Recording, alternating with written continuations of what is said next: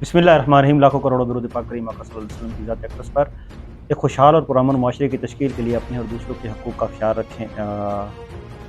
साबिक़ army chief, एक ऐसी शख्सियत जो 6-7 लाख फ़ौज की कमांड करता है, एक ऐसा सिपहसालार जिसको कहते हैं कि पहली इस्लामी एक ताकत है फ़ौज की जिसके पास एटम बम है, उसका सिपहसालार। तो लोगों के दिलों से क्यों निकल गया? मोहब्बतें कहाँ गई? वो मोहब्बत क्यों नहीं रही? एक वीडियो वायरल है जो आप सब ने देखी और वीडियो भी कमाल थी, और आज एक ट्वीट है मेरे सामने, मैंने वो ट्वीट कहा मैं आपसे पढ़ता हूँ। लिखा हुआ है, इबरत तकब्बर था तकब्बर ज़मीं पर फ़िरौनियत का दावेदार, राज़िक बनकर रिज़्क़ बंद करने वाला नौज़ुबिल्लाह, मौत और गद्दारियत के परवाने तक़सीम करने वाला, इसे कहते हैं इबरत का मकाम। वीडियो देखी तो रौनत से भरी फ़ोन कॉल याद आ गई, मैं तुम सबको इबरत का निशान बना दूंगा। ये एक ट्वीट है, आप सब ने पढ़ा होगा, देखा होगा, आपकी नज़र से गुजरा होगा, लेकिन ट्वीट करने वाले ने शायद अपना तजर्बा ज़ाहिर किया है। मैं अक्सर बात करता होता हूँ और ये बात ज़रूर करनी चाहिए। क्या करना है ये सब कुछ करके जब आप लोगों के दिलों में ही नहीं है? मोहब्बत सिर्फ आपको चंद लोगों से, अपने घर से, इतनी बड़ी ताकत, इतनी बड़ी सल्तनत लेके आप फिरना, इतना प्रोटोकॉल, आपके लिए रोड बंद हो जाना, इतनी बड़ी दुनिया कि आप हमेशा जहाँ जाते थे लोग आपके पीछे आगे फिरते थे और आपसे सेल्फियाँ बनाने के लिए पीछे फिरा करते थे। इतनी जाहो जलाल, इतनी शान व शौकत कि किसी महफिल में जाएं तो आप मतमय नज़र होते थे और सबकी नज़रें आप पे होती थी। क्या फ़ायदा?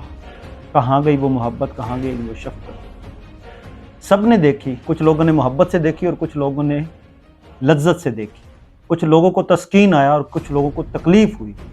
मुझे भी तकलीफ़ हुई। मुझे तकलीफ़ इसलिए हुई कि मेरा एक मुल्क का सिपहसालार था।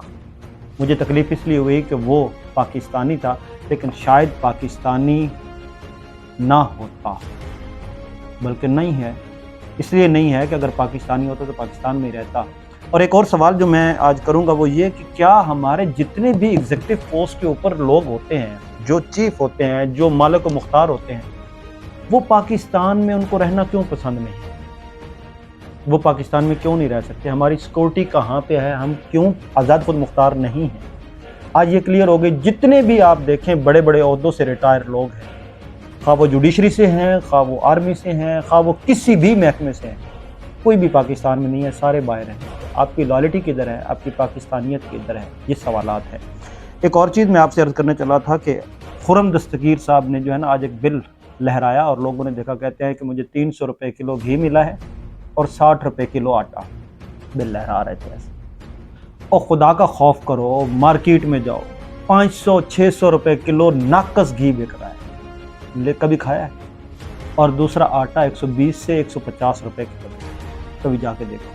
आप ठीक कह रहे हैं, क्योंकि आपकी जो वो एक स्पेशल कैंटीन है ना, वहाँ पे तो 1 रुपये की रोटी होती है, 2 रुपये का आप खाना जी भर के खा लेते हैं, क्योंकि वहाँ पे गरीब पार्लियामेंट के लोग हैं और गरीब पार्लियामेंट की कैंटीन है। उस कैंटीन पे का ये रेट होता है और इसी कैंटीन में आप कर रहे होते हैं।